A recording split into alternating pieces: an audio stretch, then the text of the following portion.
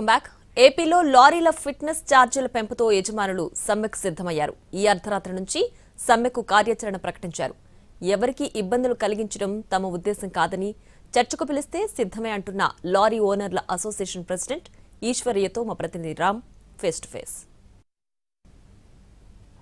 Lorry owners అందరూ కలిసి ఖచ్చితంగా ఏదైతే ట్యాక్స్ కానీ కలెక్ట్ చేస్తున్నారో దానికి సంబంధించి వ్యతిరేకిస్తూ అంటే కేంద్రం ఏదైతే కొత్తగా జీవో తీసుకొచ్చి అధికంగా కలెక్ట్ చేస్తుంది, గతంలో 1600 ఉండేదాన్ని ఇప్పుడు దాదాపు 36,000 దగ్గరలో 30,000 పైనే కలెక్ట్ చేస్తుంది అనే విషయం మీద వ్యతిరేకిస్తూ కూడా ఈరోజు రాత్రి నుంచి అర్ధరాత్రి నుంచి అంటే 12 గంటల తర్వాత నుంచి అంటే కూడా సమ్మెకు సిద్ధమైనటువంటి పరిస్థితి. ఇప్పటికే గూడ్స్ లారీలు కూడా ఆపేశారు. అయితే దానికి సంబంధించి మనతో మాట్లాడడానికి AP lorry owners association president Eswaraiah garu ఉన్నారు మనతో పాటు. సార్, ఏ రకమైనటువంటి డిమాండ్ ఈ పెంచడంలో గతంలో కూడా కొన్ని పెంచినప్పుడు ఇదే రకంగా మళ్ళీ చర్చలు అవి జరగడం అది జరిగిన పరిస్థితి. ఇప్పుడు దీనికి ఏమైనా ఇప్పటిదాకా మీకు చర్చలకు వచ్చారా? ఇప్పుడు రాష్ట్ర ప్రభుత్వానికైతే విషయం తెలుసండి, చెప్పాము. వాస్తవంగా ఇది ఏంటంటే కేంద్ర ప్రభుత్వం మొన్న ఈ నెల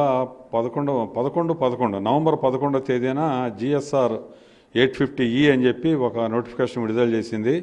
దాని ప్రకారం మన నవంబర్ 22 నుంచి మన దాన్ని యాజిటీస్గా అమలు చేస్తున్నారు. అంటే అది సిస్టంలో పెట్టేశారు వాళ్ళు, NIC వాళ్ళు. ఇక దాని ప్రకారం ఇప్పుడు ఆ రోజు నుంచి ఈ రోజు వరకు కూడా ఈ 15 సంవత్సరాల పైబడిన బళ్ళన్నీ కూడా ఎవరు కూడా ఫిట్నెస్ చేయించుకోకుండా ఆపేశారు. దానికి కారణం ఏంటంటే ఇప్పుడు ప్రజెంట్ సిచ్యువేషన్లో 1,340 రూపాయలు కట్టే ఒక ఫీజుని దాన్ని 28,000 రూపాయలు ప్లస్ ట్యాక్స్, అట్లాగే 15 సంవత్సరాల దాన్ని 14,000 ప్లస్ ట్యాక్స్, అంటే దాదాపు మ్యాక్సిమం 33,040 రూపాయలు అయిపోతుంది. అది మన GSTతో కలిపి అది భారం భరించలేక అవన్నీ ఆపేశారు. దీన్ని మన రాష్ట్ర ప్రభుత్వం దృష్టి కూడా తీసుకెళ్ళాం. మరి వారు ఇప్పటి వరకు కూడా దీనికి సంబంధించిన ఏ రకమైన చర్యలు తీసుకోలేదు. అంటే ఇప్పటిదాకా మీతో ఏమైనా చర్చలకు రావడం కానీ దీని మీద ఏమైనా ఈ రకంగా ఏం చేద్దాము అని మాట్లాడడం కానీ ఇలాంటిది ఏదైనా జరిగిందా? అంటే డిసెంబర్ 2వ తేదీన కృష్ణబాబు గారు అలా మాట్లాడినప్పుడు నేను వివరంగా చెప్పా, ఇది ఇలా జరిగిందండి, ఇలా ఉంది అంటే ఇది మరి సెంట్రల్ గవర్నమెంట్ చేసింది కదా, మరి మేము ఎట్లా చేసేది అని చెప్పి ఆయన కూడా చెప్పడం జరిగింది. సరే, తర్వాత మళ్ళీ దీన్ని సపరేట్గా జీవో ఒకటి చేయాలని చెప్పి ఒక నిర్ణయానికి కూడా రావడం జరిగింది. మరి ప్రభుత్వం మరి ఆ దిశగా ఆలోచిస్తుందో లేదో ఇప్పటి వరకు మాకైతే ఐడియా లేదు. సరే, అయితే మరి జీవో ఒకటి చేయాలి ఈ రకమైన కొంత డిస్కషన్ తర్వాత ఈరోజు రాత్రి నుంచి మీరు అంటే ఇప్పటికే గూడ్స్ లారీలు తిరగట్లేదు, మిగతా లారీలు కూడా ఆపేస్తే ధాన్యం ట్రాన్స్పోర్ట్ కానీ ఇప్పుడున్న వరి ట్రాన్స్పోర్ట్ కానీ జరగకపోతే రైతులకు కూడా ఇబ్బందే కదా? అంటే ఇప్పుడు 15 సంవత్సరాల పైబడిన బళ్ళే మేము ప్రస్తుతానికి ఆపుతున్నామండి. ఇప్పుడు నేషనల్ తిరిగే బళ్ళు అవన్నీ కూడా తిరుగుతూ ఉంటాయి, వాటికేం అభ్యంతరం లేదు.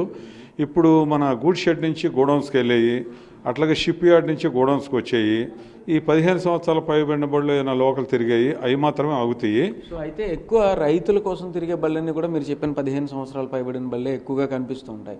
అటున్నప్పుడు వాళ్ళకి ఇబ్బందికరంగా అయిన పరిస్థితి ఏర్పడినట్టే కదా? మరి లోకల్లో వస్తుందండి, ఇబ్బంది వస్తుంది. ఇబ్బంది వస్తే ప్రభుత్వం ఏదైనా ఏర్పాటు చేస్తుంది కదా, ఎందుకంటే నేషనల్ బళ్ళు ఏమిటి పెడతారేముంది. సో అయితే ఈరోజు ఏమైనా మీరు ఒక చర్చ జరిగే అవకాశం ఉందంటారా? ఏముందండి, గవర్నమెంట్ పిలిస్తే మేము వెళ్ళి మాట్లాడతాం. మేమేమి ఏదో ఆన్లైన్ ప్రజలను ఇబ్బంది పెట్టాలనో లేకపోతే ఇంకొక